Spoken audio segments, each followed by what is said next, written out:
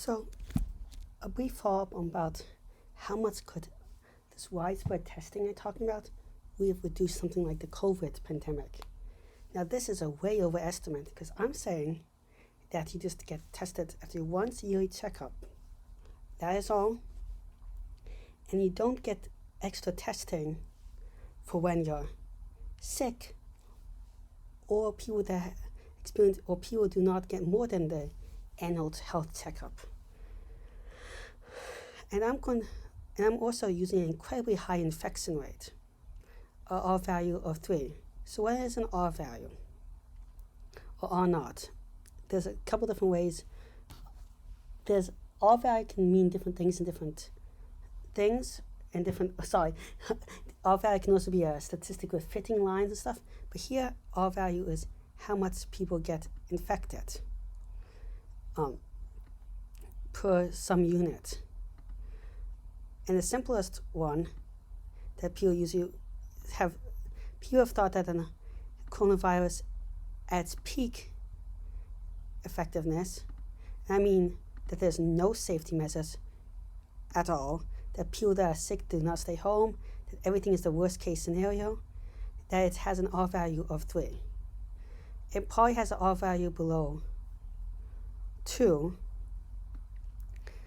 probably pretty significantly below 2 in the real world, but 3. And that means that for every one person that gets infected, 3 people get sick. And in this, also for this 3 value, there's no immunity. So people do not get more immune, and there's no thing, and immunity will slow down the disease a lot, because as you're in an area, if some people nearby you can't get sick because they have even partial immunity, then it'll lower it. So, but let's get it. So, yeah. The most extreme case. Well, this blue line is how many millions of people will get infected with just the testing if they don't get out of circulation after getting tested once a year by this test for every disease. This one is in the millions of people that would be in this scenario, the red one, if they got tested. As you can see, by the time there's 400 million cases, about 100 million people will less be infected at 4 million. And the reason why this goes up is because it's an exponential equation. And an exponential equation means that 3 people infect 9 people, infect 27 people, and so on and so on. For this simple, every time one person is infecting the same amount more people, so it goes by the times each generation. Every generation is 3 times bigger than the next generation, like doubling. I mean, also just drawing it here, 3 people, and that can go really fast, really quickly. So that might seem like to get a big effect you need to have thousands to millions of cases, but that's not exactly true. With other health safety measures, you need a lot less. And I'm about to show that you need a lot less, is that if you have an R of 2, which is mild social distancing and all these other mild things, look, then only when you hit 100,000, when you had like almost 270 or 280,000 people,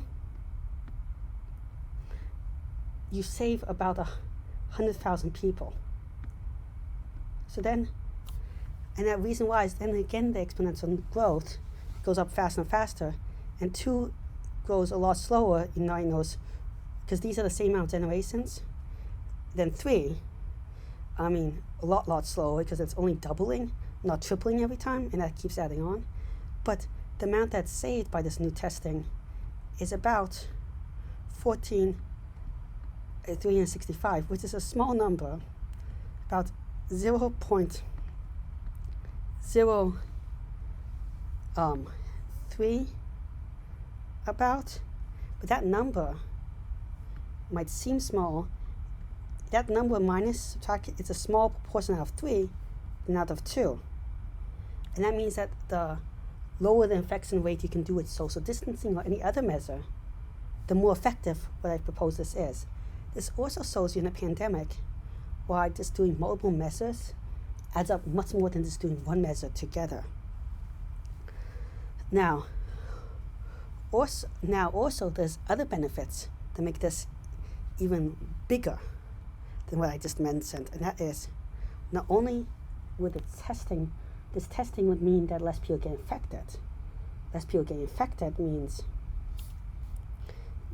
the virus has less people to mutate, and that means you less likely get more dangerous strains. Your vaccine is likely to be more effective. You're more likely to figure out better treatments because you have to deal with less varieties.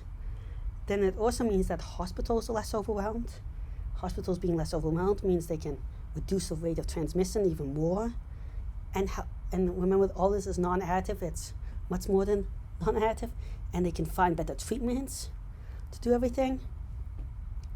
You can also study disease much better with this new technology, slowing it down more. So everything just gets much, much better than even I put it out here. Well, thank you very much for listening. Hope you found this interesting. I'm trying to reach 1,000 subscribers in a year, 4,000 watch hours, which is really hard.